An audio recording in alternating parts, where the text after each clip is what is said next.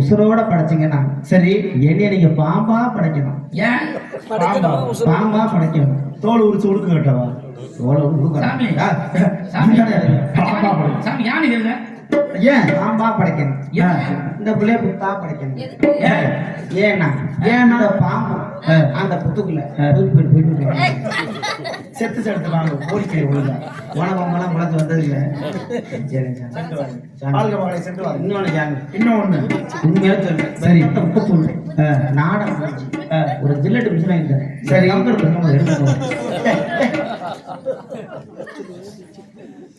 வாழ்க பெண்மணியாலே பல்லாயிரத்து ஆண்டு வாழ வேண்டும் என்று வசனத்தால் வாழ்த்துக்கள் கூறினாலும் கூட கானப்பிரிய நாரதன் அல்லவா எனது கானத்தால் உமக்கு வாழ்த்து பாடல் அமைய வேண்டும் என்று என் உள்ளம் இயங்குகின்ற காரணத்தால் எனது வாழ்த்து பாடல் எவ்வாறு அமைய வேண்டும் என்று பார்த்தால் மனமாலையுமாக மனமாலையும் மஞ்சளும் சூடி ஒரு கூடத்தில் நீ வரும் நேரம்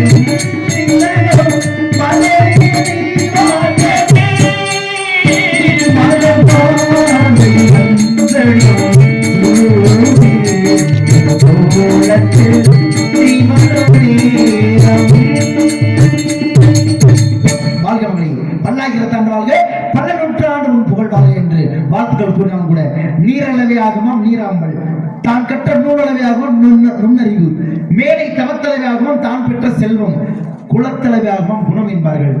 தண்ணீர் தடாகத்திற்குள் தாமரை இலையும் மலரும் எவ்வாறு இருக்கும் என்று பார்த்தால் நீர் உயர்ந்து கொண்டால் அதற்கு தகுந்த மாதிரி தாமரை இலையும் உயர்ந்து கொள்ளும். நீர் தாழ்ந்து கொண்டால் அதற்கு தக்கவாறு தாமரை இலையும் மலரும் தாழ்ந்து கொள்ளும். அதுதான் நீரளவையாகவும் நீராம்பல். தான் கற்ற நூல் அளவையாகவும் நுண்ணறிவு. நூல் என்றால் புத்தகம். புத்தகத்தில் எவ்வாறு பிழையற கற்கிறோமோ அதனை பொறுத்தே தன்னிடம் உள்ள அறிவாகப்பட்டது. மேலை தவத்தலைவாகவும் தான் பெற்ற செல்வம். மேலை தவம் என்பது மேலை என்றால் முற்பிறவி. முற்பிறவில் செய்த பாவமும் புண்ணியத்தையும் பொறுத்தே இப்பிறவில் நம்மிடம் இருக்கக்கூடிய செல்வமாகப்பட்டது. குலத்தலைவாகவும் குணம். குலம் என்றால் ஒரு குடும்பம். குடும்பத்துல அப்பா அம்மா பாட்டன் பாட்டி அவருடைய குணத்தெல்லாம் தெரிஞ்சுக்கணும் அப்படின்னா ஒருத்தரையும் போய் பேசணுங்கிற அவசியம் இல்லை. அந்த பரம்பரையில் வளர்ந்து வந்த சிறு பிள்ளைகளிடம் பேசினாலே போதும், பரம்பரை புத்தியவை கணித்து விடலாம் என்பதை போல உம்மிடத்திலே சகல விவரம் தெரிந்திருந்தாலும் உன் வாய்மொழி பூரனும் என் செவிகளிலே கேட்க வேண்டும் என்று ஆசைப்பட்டு சில கேள்விகளை தொடுக்கிறேன். என் கேள்விக்கு தகுந்தமாறு உங்களிடம் பதில் வருமா?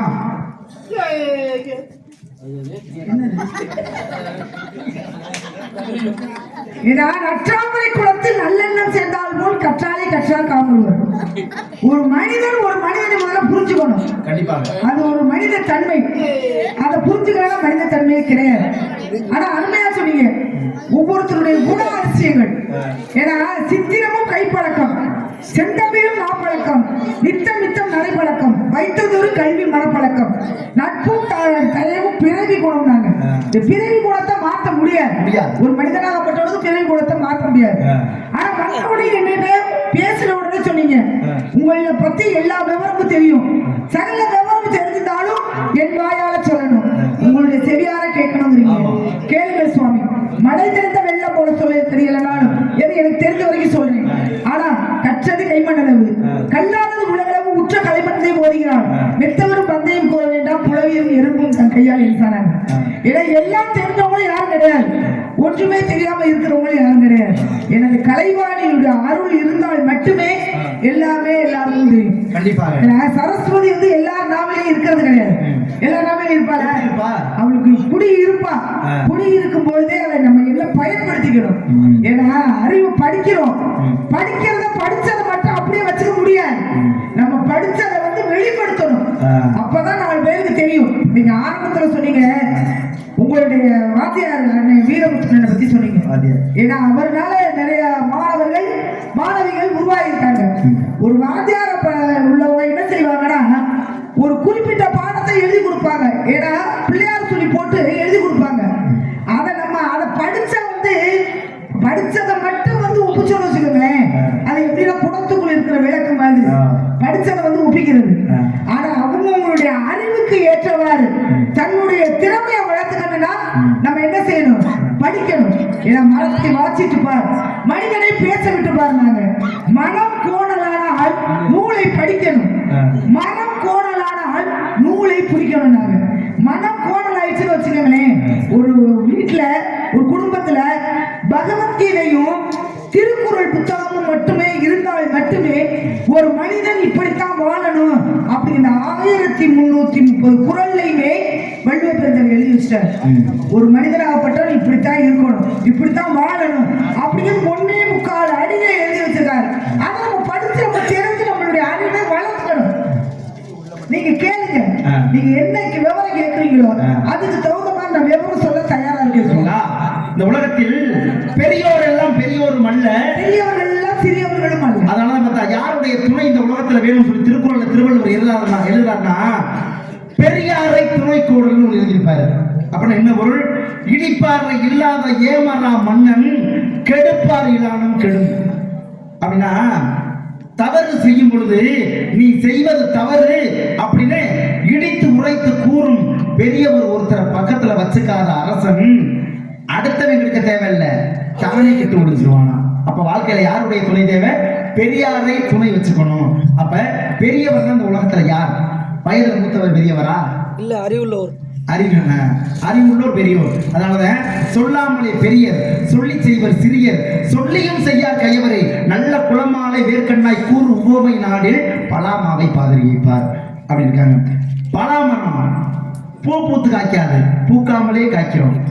அது போல அரச மரம் பூ பூத்து காய்க்காது, பூக்காமலே காய்க்கும். ஆலமரம் பூ பூத்து காய்க்காது, பூக்காமலேயே காய்க்கும். அப்ப பூக்காமலே காய்க்கக்கூடிய மரங்கள்லாம் சொல்லாமலே செய்வதற்கு சமம். சொன்னாத்தான் செய்வேன் அந்த மரம். அது எதுக்கு சமம்னா பூத்தாத்தான் காய்க்கும், சொன்னாத்தான் செய்வேன். அடுத்து பாதிரி மரம் அப்படிங்கிறது நிறைய பூக்கும். என்னைக்காச்சும் ஒரு நாளைக்கு இத்தனை பூ காயாகணும், அண்ணாந்து பார்த்தோம்னா எல்லா பூவும் முட்டி போயிடும், ஒரு காய் கூட காய்க்காது. இது பாதிரி மரத்துக்கு சமம்.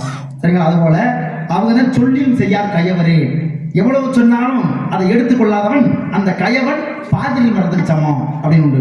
நீங்க சொன்ன மாதிரி ஒருத்தர் ஒரு விஷயத்தை கத்துக்கிட்டா ரகசியமா வச்சுக்க கூடாது. அது என்ன கலையா இருந்தாலும் கல்வியா இருந்தாலும் சரி, தான் கற்றதை பிறரறிய பகிர், இல்லையே கற்றோரிடம் சென்று நுகர் அப்படி இருக்காங்க. நம்ம படித்ததை நம்மோடவே வைத்துக் கொள்ளக்கூடாது, பிறருக்கு எடுத்து இயம்ப வேண்டும், சொல்ல வேண்டும். கற்க கற்றடர கற்றதை கற்றபின் நிற்க அதற்கு தக. நம்ம கற்கணும், பாடத்தை படிக்கணும்.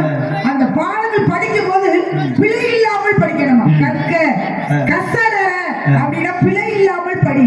அந்த நீங்க சொன்ன மாதிரி படிச்சத பிறருக்கு ஒப்படைக்கணும், அது பிழை இல்லாமல் ஒப்படைச்சது அப்படின்னாரு. ஏன்னா தொட்டடை தூரும் மடக்கேணி மாதற்கு கற்றடை தூரும் அறிவு. ஏன்னா தோன்ற எப்படி மணல்ல நீர் சுரங்குதோ அது மாதிரி நம்ம படிக்கதான் நம்முடைய அறிவு வளரும். ஏன்னா ஒரு மனிதன் கேள்வி கேட்கிறான் அப்படின்னா அதுக்கு கேள்வி கேட்கிறாங்க நம்ம கோவப்படக்கூடாது. கண்டிப்பாக அதுக்கு பகுத்தறிவுன்னு ஒரு மனிதனுக்கு கொடுத்துருக்காங்க. 6வது அறிவு பகுத்தறிவு. இந்த பகுத்தறிவை வளர்த்துக்கிறதுக்கு தான் இந்த கேள்விக்கு என்ன பதில் அப்படிங்கிறது நம்ம தேர்ந்தெடுக்கிறதுக்காக இந்த அறிவு. கண்டிப்பா பாருங்களே, மன்னர் மாசற கற்றோன் சீர்தூக்கின் மன்னனில் கற்றோன் சிறப்புடையான். மன்னனுக்கு தன் தேசமல்லால் சிறப்பில்லை, கற்றோனுக்கு சென்ற இடமெல்லாம் சிறப்பு. ஒரு நாட்டுக்குள்ள அரசன் இருக்கேன் அப்படின்னா அரசனுக்கு அவன் நாட்டுக்குள்ள மட்டும்தான் அரசங்க பட்டம், அடுத்த நாட்டுக்கு போனா அவன் சாதாரண மனுஷன். அதுபோல படித்த அறிவாளி இருக்கானா நம்ம அவன் நாட்டுக்குள்ள மட்டுமல்ல இந்த உலகத்தில் கற்றோருக்கு சென்ற இடமெல்லாம் சிறப்பு. எந்த இடத்துக்கு போனா அந்த எல்லா இடத்துலையும் சிறப்பு. அதனாலதான் பாருங்க, ஓவியத்தில் சிறந்தவர் ரவிவர்மா, கேரளத்தை சேர்ந்தவர். அவர் என்ன சொல்றாங்கன்னா ஓவியம் வரைஞ்சு கொடுங்கிறாரு. என்ன ஓவியம் கேட்கிறாரு? அந்த ஓவியத்தை ஒண்ணு மகாலட்சுமி ஓவியம் வரைஞ்சு கொடுங்க, பணத்துக்கு அதிபதி. இன்னொன்னு செல்வத்துக்கு அதிபதியான சரஸ்வதி வரைஞ்சு கொடுங்கிறாரு. நல்லா சொல்லுங்க. மாத்தி சொல்லுங்க. பணத்துக்கு அதிபதியான செல்வத்திற்கு அதிபதி மகாலட்சுமி. மகாலட்சுமி. கல்வி செல்வத்துக்கு அதிபதி சரஸ்வதி. கல்வி செல்வத்துக்கு அதிபதியான சரஸ்வதியை வரைஞ்சு கொடுன்னு சொல்லி ரவிவர்மாட்ட சொல்லியாச்சு. இந்த ரவிவர்மா என்ன பண்றாருன்னா கையில ஒரு பானையோட பணம் காசு கொட்டுற மாதிரி தாமரையில காலை மடிச்சு உட்கார்ந்துருக்க மாதிரி மகாலட்சுமியை வரைஞ்சு முடிச்சுட்டாரு. சரஸ்வதிய கால் மேல கால் போட்டு வீணை வாசிக்கிற மாதிரி வரைஞ்சிட்டாரு. கேக்குறாங்க, ரெண்டு பேருமே இருக்காங்கல்ல, எப்படி இந்த அம்மாவை காலை அடக்கி உட்கார சொன்ன, அந்த கல்விக்கு அதிபதியான சரஸ்வதி காலை திமிரா தூக்கி போட்டு படி உட்கார சொன்ன அப்படிங்கல, எவ்வளவு பண வசதி இருந்தாலும் சரி காலை அடக்கி ஒடுக்கி ஒழுங்கா அடக்கமா உட்கார்ந்ததான் கலசத்துல கொட்டுற மாதிரி பணம் கொட்ட வேண்டேன். அதுபோல கல்விக்கு அதிபதியான சரஸ்வதி நல்ல படித்த கற்ற அறிவாளியாக இருந்தால் எவ்வளவு பெரிய சபையில வந்து எப்படித்தான் கேள்வி கேட்டாலும் சரி படித்ததுக்கு பதில் நாட்டையும் இதுவும் பதில் தான் அப்படின்னு சொல்லும் அளவிற்கு தன்னுடைய அறிவை பயன்படுத்திக் கொள்வான். அவனுக்கு தான் படித்த மண்டக்கணம் என்பது தவறு. படித்த வித்யா கர்வம், படித்த மமதை செருக்கு கண்டிப்பா வேணுமா. அதனாலதான் அதுக்கு பேர் வித்யா கர்வம் அப்படிங்கிறாங்க. சரிங்களா? அப்ப இதனாலதான் சரஸ்வதி இப்படி சொல்றீங்க. படித்த வித்யா கர்வம்ங்கிறீங்க. ஏன்னா வெள்ளை கலை உடுத்து வெள்ளை படி கொண்டு வெள்ளை கமலத்தில் வீட்டிருப்பாள். வெள்ளை அரியாசனத்தை அரசனோடு என்னை சரியாசனம் அம்பாவித்த தாயே. உங்க தாய் சரஸ்வதியே இந்த கைகளில் மட்டும் படிச்சுட்டு இருக்காங்க. ஏன்னா கடலுக்கு கரை கிடையாது, கல்விக்கு கரை கிடையாது. நம்ம எவ்வளவு படிக்கணுமோ நம்ம போதும் நம்ம நினைக்க முடியுமா? இப்போ உங்ககிட்ட பேசுறேன், இந்த பாடம் போதும் அப்படின்னு நம்ம பேசாம இருக்க முடியுமா? கல்வி கரையில கற்பவன் நான் சில. ஏன்னா படிச்சுக்கிட்டே இருக்கணும். படிக்க படிக்க அறிவு வளர்ந்துகிட்டே இருக்கும். என்ன பண்றது? இப்ப என்ன சொன்னீங்கன்னா கல்விக்கு அதிபதியான சரஸ்வதியுடைய அனுகிரகம் சொன்னீங்கல்ல, கண்டிப்பா வேணும் சுவாமி. மறுபடியும் சொல்லுங்க, யாருடைய அனுகிரகம் வேணும்? சரஸ்வதியோட அனுகிரகம் கண்டிப்பா வேணும். சரஸ்வதியோட அனுகிரகம் வேணும். வேணும். சரஸ்வதியோட அனுகிரகம் கிடைக்காம ஒருத்தர் என்ன பண்ணிட்டானா பாடல் பாடிவிட்டான். சரி, சரஸ்வதி அனுகிரகம் கிடைச்சாதானே ஒரு கவிதை எழுதணும், இல்ல ஒரு பேசணும், மேடை ஏறி பேசணும். கலைக்கு அதிபதி கலைவாணி. ஒரு கவி எழுதணும்னா யாருடைய அனுகிரகம் தேவை? கலைவாணியுடைய அருள் வேணும். கலைவாணியோட அனுகிரகம் கிடைக்காம அவன் கவி எழுதி விட்டேன். ஆனா பின்னாடிதான் வந்து காப்பாத்தின கலைவாணிய. ஒரே ஒரு சொல் தப்பாயிருச்சு. இந்த சொல்லுக்கு பொருள் என்னன்னு கேட்கிறார் குலோத்துங்க சோழன் அண்ணன். இருங்க, நீங்க சொன்னீங்க எந்த புலவர்களா இருந்தாலும் சரி, புலவர்கள் வந்துட்டாங்கல்ல, புலவர்கள் வரும்பொழுது அவங்க எத்தனையோ கவிகள் எழுதுவாங்க. கண்டிப்பாக. அப்ப அவங்களுக்கு சரஸ்வதியோட அருள் இல்லாம இல்ல, சரஸ்வதியோட அருள் இருக்கும். ஆனால் அந்த சரஸ்வதி அருள் கிடைச்சிருச்சே அப்படிங்கிற ஒரு மனிதனுக்கு மண்டகங்கிறது வரக்கூடாது. அப்ப சரஸ்வதிய நீங்க சொன்ன மாதிரி அவன் ஒருத்தனை கவி எழுதினவன ஒருத்தனை சரஸ்வதி அனுகிரகம் கிடைக்கல, அவனை காப்பாத்தல. ஆனா எந்த நேரமும் சரஸ்வதியை நிந்தித்து அவரையே துதிப்படுவது யாருன்னு, அவன் தான் கம்பன். கவி சக்கரவர்த்தி. கவி சக்கரவர்த்தி கம்பன் என்ன செஞ்சா, எந்த நேரமும் கலைவாணியை நிறுத்திக்கிட்டே இருந்தான். அதே நேரத்துல கவியில் சிறந்தவர் புலவராக சிறந்தவர் யாருன்னா ஒட்டக்கூத்தர். இந்த ஒட்டக்கூத்தர் கவி எழுதும் போது சரஸ்வதியை நினைக்கல, அதனால அவர் காப்பாற்றப்படல. இது உங்களுக்கு நல்லாவே தெரியும். காரணம் என்னன்னா, எதுக்கு சொல்ல வரேன்னா, சரஸ்வதியோட அனுகிரகம் உங்க தாய் நினைச்சாலும் வச்சுக்கோங்களேன். இப்ப நம்ம இந்த இடத்துல நிக்கிறோம், இந்த இடத்துல நல்ல பெயர் நம்ம வாங்கணும்னா நம்ம என்ன அரிதாரம் போடும்போது என்ன நினைப்போம்? சரஸ்வதி கலைவாணியை நினைச்சுதான் அரிதாரம் பூசுவோம். அப்ப சரஸ்வதியுடைய அனுகிரகம் இந்த இடத்தில் இருந்தால் மட்டுமே பேரும் புகழும் பெற முடியும். ஆனா சரஸ்வதியோட அனுகிரகம் இல்லைன்னு வச்சுக்கோங்களேன், இந்த இடத்துல வந்து நான் வள்ளியா நிக்க முடியாது, இங்க நாரதரா நிக்க முடியாது. சரி, அப்ப சரஸ்வதியின் அனுகிரகம் கிடைத்தது கம்பர் கவிக்கு. கம்பர் கிடைத்தது ஒட்டக்கூத்தர் 6 காண்டங்கள் ராமாயணத்துல. ஆமா, என்ன காண்டம்? பாலகாண்டம், அயோத்திய காண்டம், ஆரண்ய காண்டம், கிஷ்கிந்த காண்டம், சுந்தர காண்டம், யுத்த காண்டம். 6 காண்டங்கள் இருந்தது. ஆனா 7வது காண்டமா என்ன காண்டம் வந்தது? உத்திர காண்டம். உத்திர காண்டம்ங்கிறது ஒட்டக்கூத்தர் எழுதினார். ஆனா ஒட்டக்கூத்தர் எழுதின உத்திர காண்டம் வெளிவந்ததா இல்ல கம்பர் எழுதின கம்ப ராமாயணம் வெளியில வந்ததா? கம்பர் எழுதின கம்ப ராமாயணம் மட்டும் தான் வெளிவந்தது. ஆனா ஒட்டக்கூத்தர் எழுதின யுத்த காண்டம் மட்டும் வெளியே வரல. ஏன் வரல? காரணம் என்ன? ஏடா படிச்சவன் பாட்டை கொடுத்தா எழுதினவன் ஏட்ட கிழிச்சான். அப்படிங்கிறது ஒரு சோழ மன்னன் சபையில நடந்தது. அது எந்த இடத்துல எப்படி நடந்தது? சரஸ்வதி எப்படி கம்பருக்கு அனுகிரகம் செய்தார், காட்சி கொடுத்தார். அதை சொல்லுங்க பாப்போம். பாருங்க, பால காண்டம், ஏத்த காண்டம், ஆனந்திய காண்டம், கிஷ்கிந்தாண்டம், சுந்தர காண்டம், யுத்த காண்டம், இது வரைக்கும் எழுதினவர் யாருன்னு கேட்டா கம்பர். உத்தரகாண்டத்தை மட்டும் அவர் எழுதினார் அப்படின்னா 1 2 சொல்ல சொன்னா 1ல இருந்து 10 வரைக்கும் இப்படி சொன்னா வரிசை. ஆமா. 10ல இருந்து 1 வரைக்கும் போனா 7 வரிசை. ஆனா 2 வரிசையில் எழுதினவர் யாருன்னு கேட்டா கம்பராகப்பட்டவர். ஆனா அந்த ஒட்டப்புத்தர் என்ன பண்றாரு, உத்தரகாண்டத்துல இருந்து மேலே எழுதிட்டு போறாரு. அப்பதான் கேட்கிறாரு, குலோத்துங்க சோழ மன்னன், கம்பரே எழுதிருக்கீங்களா? எழுதிட்டு இருக்கேன். எது வரைக்கும் எழுதிருக்கீங்க? இந்த ஆஞ்சநேயர் கடலை தாண்டுவார்ல, சீரை காப்பாத்த போகையில அந்த கடல் தாண்டும் படலத்தை எழுதிட்டு இருக்கேன் அப்படின்னு யார் சொன்னது? அப்படின்னு யார் சொன்னது? கம்பர் சொல்றாரு. சரி. ஆனா ஒட்டப்புத்தரை கேட்கும் பொழுது அவர் கடல் தாண்டிட்டு இருக்கிறதா எழுதுறாரு. நான் கடலையும் தாண்டி முடிச்ச படலத்தை எழுதிட்டு இருக்கேன். மாத்தி சொல்லிட்டு இருக்கீங்க. எப்படி? இந்த இருங்க ஒரு நிமிஷம் இருங்க. இந்த கதை தெரியாதவங்க, இந்த ராமாயணத்தை பத்தி படிக்காதவங்க வரலாற்றை பத்திங்களா, அந்த மாதிரி வழிகள்ட்ட நீங்க கம்பர் இதை எழுதினாரு, ஒட்டக்கூத்தரால எழுதினாரு, கடல் தாண்டி படலத்தை யார் எழுதுனது, கடல் தாண்டி படலம் வரை யார் எழுதுனது அப்படிங்கிறத தெரியாதவர்கிட்ட சொல்லுங்க. என்ன உங்களுக்கு மேல நான் படிச்சாரு, புரியுதா? உங்களுக்கு உண்மையாத என்ன சொல்றீங்க? இப்ப நான் என்ன சொல்றேன்னா, இப்ப நல்லா யோசிச்சு சொல்லுங்க. கொஞ்சம் மூளைக்கு வேலை கொடுங்க. இல்ல அறிவை அவிச்சுட்டு விட்டீங்களா? இல்ல கேட்கிறேன், வரும்போது மூளை ஒத்தி வச்சுட்டு விட்டீங்களா?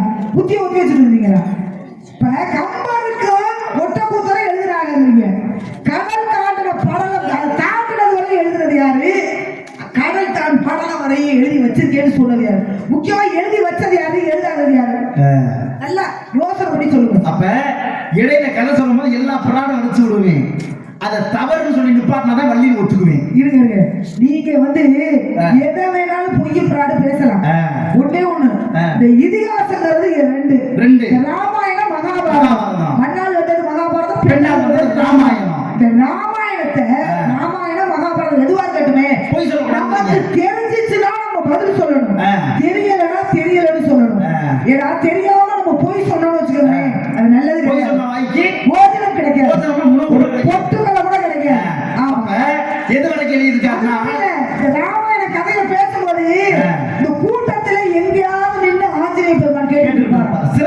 நம்மளுடைய ராமன், தாயும் தகப்பன் ராமன் சீதையை பத்தி பேசுறாங்களே அப்படின்னு எந்த மூலையிலாவது இருந்து நின்று கேட்டுக்கிட்டு பாரு, யார் உருவத்திலையாவது. அப்ப அவர் மனசு மகிழ்ச்சி ஆகுமா? அதனால நம்ம தாய் தகப்படி பொய் சொல்றாங்களே அப்படின்னு நினைச்சிடக்கூடாது. சரியான முறைப்படி ஒட்டக்கூத்தர் எதை எழுதினாரு, கம்பர் எதை எழுதினாரு சொல்லுங்க. அப்ப கடல் தாண்டுற படலத்தை எழுதினவர் யாருக்கிட்ட? ஒட்டக்கூத்தர் தான். அதனாலதான் இந்த இடத்துல ஒரு பாடல் வருது பாருங்க.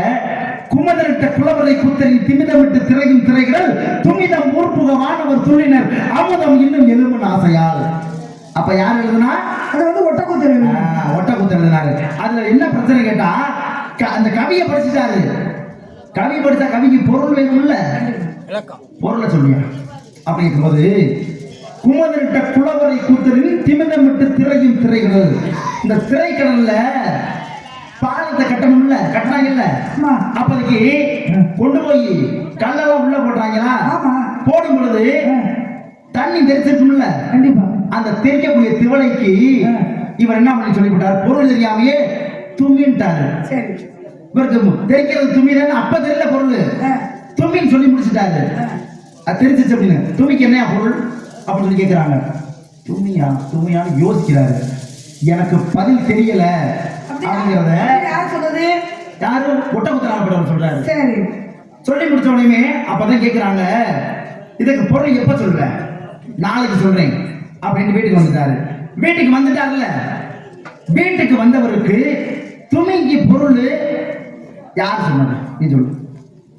நீங்க இப்பவும் தவறு செய்றீங்க. நான் இப்படி சொல்லி சுட்டி காமிக்கிறேன்னு மனசு வருத்தப்படக்கூடாது. வருத்தப்படல, ஏன்னா அவர் யாரு? நீங்க ஒரு தமிழ் ஆசிரியர், நீங்க எதை சொன்னாலும் சரியா சொல்லுவீங்க அப்படிங்கிறதுக்காக உங்களை அந்த கேள்வியை நான் கேட்டேன். இப்பவும் நீங்க தவறு செய்றீங்க. ஏன்னா அந்த பாடலை பாடினது ஒட்டக்கூத்தர் கம்பர் தான் பாடினாரு.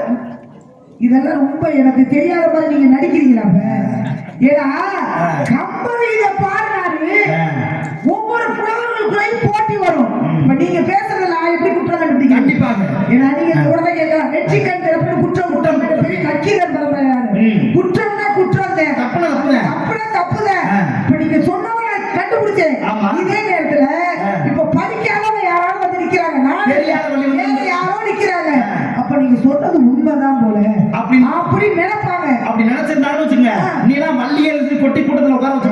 மறந்து போய் அப்படி ஏதாவது ஈனமான வரும் அவங்ககிட்ட சொல்லுங்க. அப்ப என்கிட்ட சொல்ல முடியாது. அப்ப தெரியும் கம்பருங்கிறது வந்து கம்பர் இந்த கவியை சொல்ல அப்ப ஒட்டக்கூத்தர் சொல்றாரு துமிங்கிற வார்த்தை தமிழ் அகராதியிலே கிடையாது அப்படின்னாரு.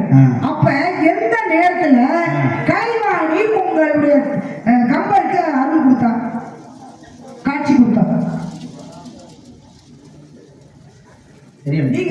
தெரியல தெரியல நான் சொல்றேன். எனக்கு தெரியல நான் சொல்றேன்னா, தயிர் கடையும் பெண்ணாக ஆயர் குலத்துக்குள்ள இருந்து தயிர் கடைஞ்சுக்கிட்டு இருந்தா யாரு? கலைவாணி. அப்படி கடைந்து கொடுக்கும் பொழுது சோழ மன்னனும் அந்த கம்பரும் புலவரும் வந்துட்டு இருக்காங்க. வந்துட்டு இருக்கும் பொழுது கடைஞ்சா அது வந்து என்ன தெரிக்கும்? துளியே தெரிக்கும். தயிர் கடைக்கும்னா துளி தெரிக்கும்ல, துளின்னு சொல்லாம அந்த வீட்டுக்குள்ள இருந்து குழந்தைகளா தள்ளி அமருங்கள், துமி தெரித்து விழுந்து விடும். எங்கடா கேட்கிற சத்தம்? துமிங்கிற சத்தம். அப்ப வழக்கு சொற்களாக துமிங்கிற சொல் வழக்கு சொற்களாக மட்டும் கிடையாது. நீங்க சொல்ற மாதிரி கம்பர் வார்த்தையை சொல்லிட்டாரு. அப்ப நம்ம சொன்னமே இதுக்கு தமிழ் அகராதிப்படி முறைப்படி அதுக்கு வார்த்தை இருக்கா அப்படின்னு என்ன செஞ்சாராம்? அடுத்திருக்கும் பொழுது கலைவாணியே வேண்டாம், எனக்கு இப்படி தெரியாம சொல்லிட்டேன், இது பதில் என்ன? நாளைக்கு சோழமன்னன் கேட்கிறாரு, அவையில வச்சு கேட்டாங்க அப்படின்னு. அப்பதான் கலைவாணி காட்சி கொடுத்து அருள் கொடுத்தாலாம். நாளை காலையில நான் ஒரு ஆயர்குல வீதியில ஒரு தயிர் கடையில பெண்ணா நான் வருவேன். அந்த இடத்துல தயிர் கடையிலே நீ என்ன செய்யறனா, சோழ மன்னன் எல்லா புலவர்களையும் அழைச்சுக்கிட்டு அந்த ஆயர்குல வீதியில வாப்பா, உனக்கு அந்த வார்த்தைக்கு என்ன அர்த்தங்கிறத நான் சொல்றேன். அப்பதான் என்ன செஞ்சாரா கம்பரு? சோழ மன்னன் நீங்க சொல்ற மாதிரி ஒட்டக்கூத்தர், பூலேந்தி புலவர், அங்க உள்ள அத்தனை புலவர்களையும் ஆயர்குல வீதியிலே அழைச்சுக்கிட்டு வர்றாரு. வரும்பொழுது நீங்க சொன்ன மாதிரி தயிர் கடையில பெண்ணா இருந்து கலைவாணி தயிர் கடையில குழந்தைகள் சின்ன சின்ன பிள்ளைகள் சுத்தி வர நிக்குதுங்க. நிக்கும் போதான் குழந்தைகளா கொஞ்சம் தள்ளி நிலுங்க, உங்க மேல துணி தெரிச்சிருந்தாங்க. அப்பதான் அவர் சொன்னாரா சோழமன்னன், துணிங்கிற வார்த்தை தமிழ்ல இருக்கு போல அப்படின்னு சொல்லி அந்த ஒரு இடத்துல காப்பாத்தினாரு. இன்னும் ஒரு சின்ன ஒரு கேள்வி இருங்க. அப்படி இல்ல, நீங்க ஒரு வசனம் பேசுறீங்க பாத்தீங்களா? கம்பன் விட்டு கட்ட தெரியும், கவிபாடு. இப்ப நீங்க இருங்க, நான் கேட்டுட்டே உங்களை மறுச்சு கேட்டுட்டே இருக்கேன். நீங்க இந்த கேள்வி அப்படி இல்ல, ஒரு கேள்விக்கு இன்னொரு கேள்வி பதிலாக, ஆனா ஒரு கேள்விக்கு இன்னொரு கேள்வி சவாலாகும்ல. அப்ப சவால் விட்டு பேசுறீங்க. அப்ப நீங்க சவாலை எதுக்கு நிக்கிறீங்க? இப்ப நான் கேக்குறேன், நீங்க என்ன கேக்குறீங்கல்ல, இப்ப நீங்க கேட்டீங்கன்னா பதில் இங்கே இருந்து வரும். நான் திருப்பி ஞாயிறு இங்கே வந்துகிட்டே இருக்குல்ல, அப்ப இங்கே வந்துச்சு நான் பதில் கொடுக்குறேன். நான் பதில் கொடுத்தா திருப்பி இங்கே இருந்து வரணும். அப்படியா? கொடுத்தா நீங்க எங்க பதில்? சுவர் மாதிரி தன் பந்த விட்டு எரிஞ்சிரோச்சுங்க, செவுத்துல அடிச்சா எந்த விஷயம் கொடுக்கணுமோ அந்த விஷயத்தை திருப்பி கொடுத்துரும். அப்படி வரும். அந்த மாதிரி ஆகலாம். உங்களுக்கு திறமை இருக்கா இல்லையா நானும் பார்க்கணும். அப்படியா? எனக்கு திறமை இருக்கிறது என்னுடைய தன்னம்பிக்கை, எனக்கு கல்வி மேல உள்ள தன்னம்பிக்கை இருக்கலாம். கம்பன் வீட்டு கட்டுத்தரையும் கவி பாடும் அப்படின்னு கம்பன் சொன்னாரு. ஆனா கம்பன் வீட்டு கட்டுத்தரையில மாலை போய் கவி பாடும் இல்ல, எது கவி பாடும்? கட்டுத்தரை கவியை பாடுமா? அது உயிர் இருக்கா, வாய் இருக்கா? இல்ல. கட்டுத்தரையில் வேலை பார்க்கக்கூடிய என்ன மாதிரி ஒரு பொம்பளை பிள்ளை கூட அந்த கவி பாடுமா? கம்பன் வீட்டு நான் கூட குறைக்குமா? அது கவிதையா குறைக்குமா? கவிதையாத்தான் குறைக்குமா? அவளே இப்படி பாடுறோம் குறைக்கிற மாதிரி ஏதோ இந்த மாதிரி பக்கம் இல்லைன்னா நம்மளால என்ன பண்ண முடியும்? அது மாதிரி அந்த பெண் கம்பன் வீட்டு கட்டுத்தரையும் கவி பாடும். அப்புறம் அந்த வேலை பார்க்கக்கூடிய ஒரு பொம்பளை பிள்ளை கூட கவி பாடுமா? ஏன்னா அந்த கவி பாடும் போது அந்த பொம்பளை பிள்ளை வேலை பார்க்க பார்த்தீங்களா, அந்த நேரத்தில் அவங்க வீட்டுக்கு வராரு ஒருத்தர். யாரு? சோமாசிங்கிறவர். அம்பல சோமாசிங்கிறவர் ஒருத்தர் வராரு. வந்து கேட்கிறாரு கம்பர் எங்க வாங்குறாரு. அப்ப அவர் வெளியில போயிருக்காருன்னு சொல்லலாம், இல்ல வீட்டுக்குள்ள இருக்கிறாருன்னு சொல்லலாம். ஆனா நம்ம கவிதை சொல்லிதான் என்ன சொல்லுது? பட்டமதில் போல் இருக்கும், மண்ணிக்கொடி மேல்தாகும், கொட்டுவார் கையில் நின்று கூத்தாடும், சுட்டால் அரகர சிவா என்று அம்பல சோமாசி அப்படின்னு நாளை வா அப்படின்னு சொன்னா. அப்பதான் இவர் புரியலையா என்ன இது? நம்ம என்ன கேட்கிறோம்? கம்பர் என்னன்னு கேட்கிறோம். இன்னமா வட்டமதில் போல இருக்கும், மண்ணி கொடிதாவும், கொட்டுவா கை நின்று கூத்தாடும், அப்படி என்னமா சொல்ற? அப்பதான் நம்ம சொல்லிட்டா சுவாமி, வட்டமதில் போல இருக்கும்னா வானத்தில் இருக்கக்கூடிய நிலவும் வட்டமா இருக்கும். நாங்க கட்டுத்தரையில வேலை பார்க்க ஒரு பொம்பளை பிள்ளை, அதை நான் என்ன செய்யணும்னா வேலை இங்க இருக்கிற சாணத்தை எடுத்து உருட்டி செவுத்துல போல் இருக்கும். அந்த ராட்டியை எடுத்து வண்டி கொடிக்காகும் அப்படின்னா கொடி அடுப்பு இருக்குல்ல பத்தியில வீட்டுகள்ல அடுப்பு இருக்கும்.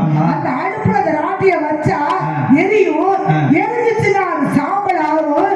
சாம்பல் ஆனா அது திருநீர் ஆகும்.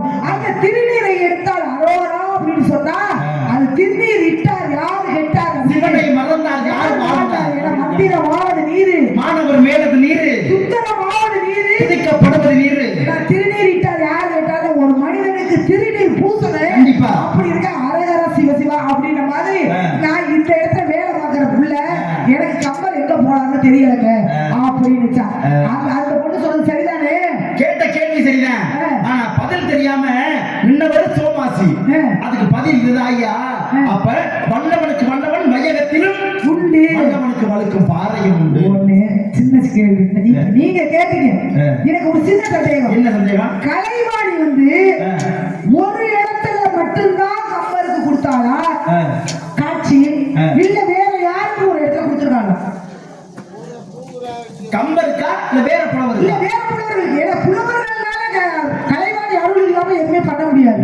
வேற யாருக்கு காட்சி கொடுத்தா? வேற புலவர் நிறைய புலவர் கொடுத்துருக்கா. நிறைய புலவர் குறிப்பிட்டு சொல்லுங்க பேரு. காரணம் மட்டும் பாருங்க. நீங்க ஒரு பாடல் பாடுறீங்க, வெள்ளை கலை குறித்து வெள்ளை பணி மூடணும். அந்த பாட்டு பாடின கவி காலமேகத்துக்கு இடம் கொடுத்துருக்கா. அவன் காலமேக புலவர் இருக்காரு, ஒட்டப்புத்தருக்கு கொடுத்துருக்கா. எப்படி காலமேக புலவருக்கு எப்படி கொடுத்தா? காரணம் உண்டு. சோழ நாட்டுக்குள்ள திருமலராயன் கோட்டையில ஒரு கோட்டை. அந்த கோட்டையில அதிமதுர கவிராயன் சொல்லக்கூடிய பெரும் புலவர். அந்த புலவரை வீட்டுல இருந்து அரசவைக்கு கொண்டு வரணும். அரசவையில இருந்து வீட்டுக்கு கொண்டு வரணும். எதுல? பல்லக்குல. அப்படி கொண்டு போகும்போது ஊர் மக்கள் எல்லாம் ஓரத்தில் நின்றுட்டு அதிமதுர கவிராயர் வாழ்கிற புகழ் பாடுவாங்க. அந்த இடத்துல போய்கிட்டு கவி காலமேகம். யாருக்கு அந்த புகழை பாடுறீங்க? எங்க ஆஸ்தான புலவருக்கு தான் பாடுறோம். புலவருக்கு இவ்வளவு மரியாதை, சரியா செஞ்சுட்டு போங்க அப்படின்னு ஓரமா போனாரு. எங்கேயா போற? நீனும் நாங்க சொல்ற மாதிரி அதிமதுர கவிராயர் வாழ்கன்னு சொல்லியா? அப்படி சொல்ல முடியாது. அவரும் புலவர், நானும் புலவர், நீனும் புலவரா? நீ புலவர் தானா? என் ஊருக்கு வந்துட்டீங்கன்னா நீ சொல்லித்தான் ஆகணும். சொல்ல முடியாது. சொல்ல முடியாதுன்னா அரசவையில் உனக்கு தண்டனை வாங்கி கொடுக்கப்படும். யாருக்குனாலும் நீ கூட்டி போ, பார்த்துக்குவோம் அப்படின்ட்டு அரசவைக்கு கூட்டி போறாங்க. கூட்டி போறதுக்கு முன்னாடியே அரசன் சொல்லிடுறாரு, அரசர் உட்காரக்கூடிய இருக்கையில நான் உட்கார்ந்துக்கிறேன், அமைச்சர்கள் ஒவ்வொரு இருக்கையிலையும் உட்கார்ந்துக்குங்க, இந்த புலவர்கள்லாம் ஒவ்வொரு இருக்கையிலையும் உட்கார்ந்துக்குங்க. வந்துடக்கூடிய கவி காலமேகத்தை நிக்க வச்சு அவமானப்படுத்தி வரட்டி விட்டுருவோம் அப்படின்னு சொல்லியாச்சு. சொன்னவனே எல்லாரும் உட்கார்ந்துட்டாங்க. கவி காலமேகம் வர்றாரு, திரும்பி பார்க்கறாரு, உட்கார சொல்ல இடம் இல்லை. எல்லாரும் உட்கார்ந்துக்கிட்டாங்க. உட்கார்ந்துக்கிட்டு வீட்டுக்கு அரசவைக்கு வந்த கவி காலமேகத்துக்கு வரவேற்பு கொடுக்கல. அப்பதான் பார்த்து, கலைவாணி தாயே உன்னையவே நினைச்சு அனுதினமும் துடிக்கக்கூடிய நான், எனக்கு இந்த அரசவையில் அவமரியாதை தான் கிடைச்சது, நீ எனக்கு தயை செய்ய மாட்டாயா அப்படி கேட்டப்ப, அரசன் உட்காரக்கூடிய ஒரு அரசன் மட்டும்தான் உட்கார முடியும். அந்த இருக்கை சற்று நீண்டு கொண்டதான். உடனே என்ன பண்றாரு? கவி காலமேகம் ஏறி போய் அரசர் உட்கார்ந்து சரி இணையாக அமர்ந்து கொண்டார். அப்பதான் கேட்கிறாரு, திருமலராய மன்னன் எப்படியா எனக்கு இணையா உட்கார்ந்த அப்படி கேட்கிறாரு. இந்த இருக்கை என்பது நீ கொடுத்ததல்ல, வெள்ளை களை உடுத்தி வெள்ளை பனி பூண்டு வெள்ளை கமலத்தில் வீட்டிருப்பால் வெள்ளை அரசனோடு என்னை சரி ஆசனம் வைத்ததாயே. அரசனுக்கு இணைய ஆசனம் கொடுத்தது கலைவாணியுடைய இருக்கையில உட்கார்ந்துகிட்டு இருக்கியா? இது ஒண்ணும் இருக்கை கிடையாது அப்படின்னு சொன்னது யாருன்னு கேட்டா, அவர் தான் கவி காலமேகம். அது மட்டும் அனுகிரகம் கொடுத்தாரு, ஒட்டக்கூத்தருக்கும் கொடுத்திருக்காரு. ஒட்டக்கூத்தருக்கு எந்த இடத்துல கொடுத்தாரு? ஒட்டக்கூத்தர் கொடுத்துருக்காருமா? எந்த இடத்துல கொடுத்தாரு? ஒட்டக்கூத்தர் பேர் வர காரணமே அனுகிரகத்தினாலதான். ஆமா, அனுகிரகத்தினாலதான். சரி, சோழ மன்னன் அவையில வேலை பார்த்தவர் தான் ஒட்டக்கூத்தரும். நம்பரும் ஏன் வேலை பார்த்தாரு? கோலேந்தி புலவரும் ஏன் வேலை பார்த்தாரு? அந்த ஒட்டக்கூத்தர் என்ன பண்றாருன்னா, எல்லாத்தையும் பத்தி பாடுவாரு. அப்ப செங்குந்தர் அப்படிங்கிற நெசவு தொழில் செய்யறாங்கல்ல, அவங்கள பத்தி பாட சொல்லி அந்த செங்குந்தர்கள் வந்து சொல்றாங்க. யாருக்கிட்ட? ஒட்டக்கூத்தர்கிட்ட. ஒட்டக்கூத்தர் கேட்கிறாரு, இறைவனை பத்தி பாடுவேன், அரசனை பத்தி பாடுவேன், எல்லாத்தையும் பத்தி பாடுவேன், செங்குந்தராகிய சாதாரண மனுஷனை பத்தி பாடுகிற அவசியம் இல்லை அப்படின்னாரு. என்னை பத்தி பாடல அப்படின்னா ஒட்டக்கூத்தரே உன் தலையை வெட்டி போடுவேன் அப்படின்னாங்க. ஆக நம்ம ஆஸ்தான புலவரை தலையை வெட்டி போடுவாங்கன்னு சொல்லி ஒரு காளி தேவி கோயிலுக்குள்ள கொண்டு வச்சு அடைச்சிட்டாரு. யாரு? சொல்ல மாட்டேன். காளி தேவி கோயில் கதவை நான் உடைக்கவா முடியாதுன்னு சொல்லி உடைக்க முற்படுறாங்க. உடைக்க முற்படும் பொழுது அப்பதான் அங்க இருக்கக்கூடிய காளி தேவி சொல்றா, செங்குந்தர்னா யாரையா? நெசவு தொழில் செய்யறவங்க. இந்த உலகத்திலே மானத்தை காக்கக்கூடிய தொழில்னா நெசவு தொழில் தான். இன்னைக்கு ஆலயத்தை முடிச்சிட்டோம்னா நம்ம மானத்தை காத்துக்கிட்டு இருக்குல்ல, நீ அவர்களை பத்தி பாட வேணாம், அவங்க செய்யக்கூடிய தொழிலை பத்தி பாடு, அவங்கள பத்தி பாடுறதா சொல்லிட்டு போயிடுவாங்க அப்படின்னு சொன்னவனே கதவை திறந்து வெளியே வர்றாரு. வெட்ட போறாங்க. இருங்க, உங்களை பத்தி பாடணும், அவ்வளவுதானே. உங்களை பத்தி பாடணும் அப்படின்னா இந்த கூட்டத்துல 1000 பிள்ளையோட தலையை வெட்டி சிம்மாசனம் போடுங்க, அதுல ஏறி உட்காந்து தான் பாடுவேன். தமிழ் வந்த புலவர் இருக்கு அப்படின்னு நினைச்சுக்கிட்டு இருந்தாங்க. கடைசியில வெட்டி போட்டாங்க. 1000 பிள்ளை தலைய சிம்மாசனமா வெட்டி போட்டாங்க. அதுல ஏறி உட்கார்ந்து பாடுறாரு. கலைவாணி நீ உலகில் இருப்பதும் கல்வியின் ஒரு கவி வல்லோர் இலையாக புறப்பதும் அவர்தம் நாவில் இருப்பதும் நிஜமன்றோ வானலாவிய செங்குந்தர் உயிர் பெற்றிட நீதையை செய்வாயே அப்படிங்கிற பாட்டை பாடிட்டு இறங்குறாரு. வெட்டுன 1000 தலை ஒட்டிக்கிச்சு. அப்ப கலைவாணியுடைய அனுகிரகம் ஒட்டக்குதிரன் கிடைத்தது. பேர் என்னம்மா? என்னுடைய பேர் வள்ளி. அப்பா பேரு? அப்பா பேர் நம்பி. அம்மா பேரு கங்கை மோகினி. எதுக்கு வந்தீங்க? காவல். என்ன காவல்? திணை காவல். என்ன திணை? கருந்தினை செந்தினை. கருந்தினை யாருக்கு? செந்தினை யாருக்கு? கருந்தினை எங்களுக்கு, செந்தினை செந்தூர் வடிவேலனுக்கு. செந்தூர் வடிவேலனுக்கு படைக்கணும் அப்படின்னா காவல் காக்க பருவம் ஒன்று வேணும்ல. ஆமா. என்ன பருவம்? என்ன பருவம்? இல்ல தாங்கள் அடைஞ்சக்கூடிய பருவம். மங்கை பருவம். பெண்களுக்கு பருவம் இருக்கு. அது பேரை பேருமே மங்கை மடத்தை அறிவி தெரிய பேரல. அப்ப 7 பருவம் இருக்கு. ஆமா. அடையக்கூடிய பருவம். நான் அடுத்தது மங்கை பருவம். அந்த பருவத்துக்கு உருவத்துக்கு தகுந்தார் போல நல்ல ஒரு மனவாளன் புருஷனை பார்த்து வந்தாங்க. மனவாளனை பார்த்துருக்கீங்க. மனவாளன் பேரை சொல்லுங்க. மனசுக்கு பிடிச்சதான் கல்யாணம். அப்படிங்களா? கந்தன், கடம்பன், கார்த்திகேயன், சந்திரன், புகன், சண்முகன், சராசரன், ஆறுமுகன் இவ்வாறு பல நாமங்களை பெற்ற முருகப்பெருமான் தான் முருகப்பெருமான் மாப்பிள்ளைய பார்த்து வந்திருக்கேன்னு சொல்றீங்க. என் மனசுக்கு பிடிக்கல. நான் குலதெய்வமா எடுத்திருக்கேன். அவன் கணவனை எடுத்துக்க மனசு இல்ல. மாப்பிள்ளை தான் சொல்ல கல்யாணம் ஏமா கணவனையே, அதாவது இறைவனையே கணவனா ஏத்துக்கிட்டவர்கள் நிறைய சூடி கொடுத்த சுடக்கூடிய ஆண்டாள் பெருமாள் கல்யாணம் பண்ணிக்கிட்டார். 1000 சோழவன் செய்து நான் நம்பி எனக்கு பிடிக்கலையா? அப்ப நான் சொல்றதை கேட்க முடியுமா? முடியாதா? முடியாதா? அப்ப நான் சொல்றதை கேட்க முடியாத ஒரே காரணத்தாலே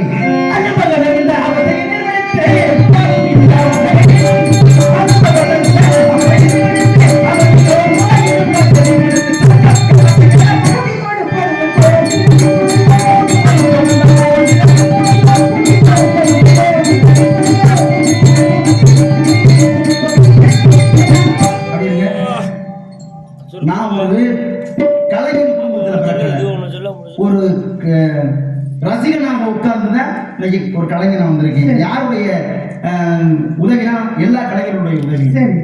அது ஒரு சின்ன திருத்தம் என்னன்னு பாத்தீங்கன்னா, நானும் நாடகம் உட்கார்ந்து பார்க்கலையும் சரி, இன்னைக்கு சந்திக்கக்கூடிய வண்டிகள்லையும் சரி, பார்க்கும் பொழுது எப்படி தெரியுமா இருக்கு? நாரதரை பார்த்து வண்டி கிழிச்சு பிடிங்கிறது, வண்டியை பார்த்து நாரதரை அத்து கோத்து பிடி, உடனே நான் அதால் அடிப்பேன், உடனே இதால் அடிப்பேன், இப்படி பேசுறது நான் கேட்டுக்கேன் நிறையா. அது அந்த நாடகம் சூப்பர் நாடகம். நாரதர் கேட்டாருவார் கேள்வி, அதில் அடிச்சு பிடிக்கணும், வண்டி கேட்டுச்சு பாரு, இதை கிழிச்சு பிடிக்கணும். இது சபை நாகரிகமான எனக்கு தெரியல. இப்ப இவ்வளவு விஷயம் பேசணும்ல, எதனால உங்கள்கிட்ட பேசுறேன் அப்படின்னா, நாகரிகமான பேச்சு. நீங்க படிச்ச விஷயத்த சொல்றீங்க, அடுத்து இதுக்குள்ள இப்படி ஒரு விஷயம் இருக்கு அப்படின்னு மறுகேள்வி கணை எனக்கு தொடுக்குறீங்க பாத்தீங்களா? அதனால தகுந்த சொல் மரியாதையான சொற்களை பேசுறீங்க. அது வரைக்கும் சந்தோஷம் ஏத்துக்கிறேன். ஏன் நான் அதால் அடிச்சு போய் இதால் அடிச்சு போய் பேசுறேன். ஒரு சபை நாகரிகம் கிடையாது.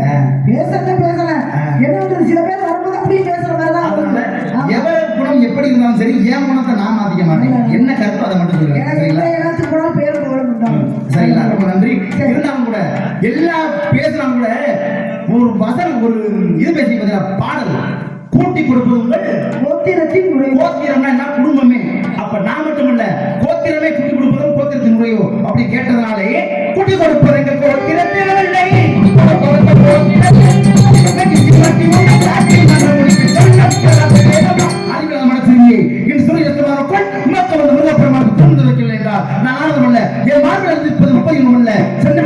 நான்